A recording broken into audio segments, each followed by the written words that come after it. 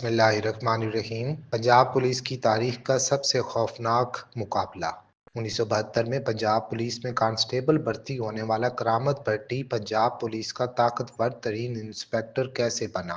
وہ تھانے دار جس کا رعب، دبدبہ اور جرائم پیشہ کے لیے خوف انتہاؤں کو چھوتا تھا۔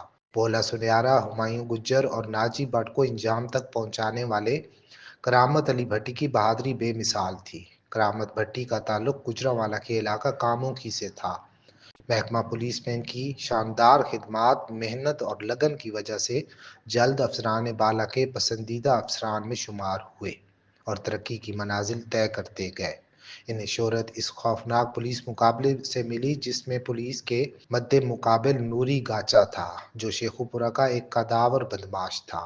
قتل، اقدام قتل، بھتہ خوری اور اغوا برائے تاوان کے لاتعداد مقدمات میں مطلوب نوری گاچا کا پورا خاندان جرائم پیشہ تھا۔ نوری اتنا بے خوف تھا کہ اشتہاری ہونے کے باوجود شیخوپورہ میں اپنے گھر میں رہتا تھا اور پولیس کی اسے کوئی پرواہ نہ تھی۔ اس کی گرفتاری کے لیے جو پولیس پارٹی جاتی اسے زبردست مزاحمت کا سامنا کرنا پڑتا۔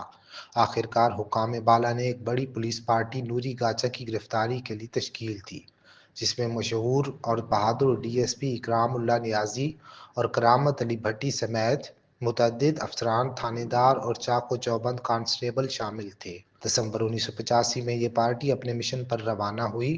نوری گاچا اپنے گھر میں مقیم تھا، مگر اس نے پولیس کے ساتھ ایسا خوفناک مقابلہ کیا کہ ڈی ایس پی اکرام اللہ نیازی، D S P Rais Ahmad Khan, S H O تھانہ انارکلی ادریس احمد سمیت کئی تھانے دار اور پولیس کے جوان شہید جبکہ درجنوں زخمی ہوئے۔ اس بڑے نقصان کے باوجود پولیس پیچھے نہیں ہٹی۔ لاہور سے کمانڈو فورس بھی منگوائی گئی۔